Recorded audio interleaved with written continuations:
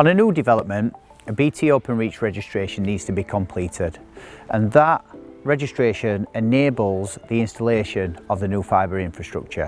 When we completed the BT Openreach registration on this site, we received a contract and we received a fee proposal.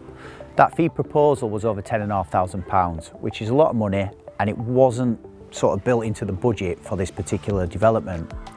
So on behalf of Eckington Parish Council, we went back to BT Openreach and we presented a case for them giving us some help with the cost. We explained that this is a community project, it's an open space for children to come and play. It's something that Eckington Parish Council have put a lot of time and effort into, and they entered into negotiation with us on price. And we were successful in that process, in that the fibre infrastructure for this project was installed for less than £250. The message there being, on a commercial project which is community based, it's always worth revisiting conversations with BT Openreach, because they do see sense and they do have an opportunity to come back and refine the price and support a project like this.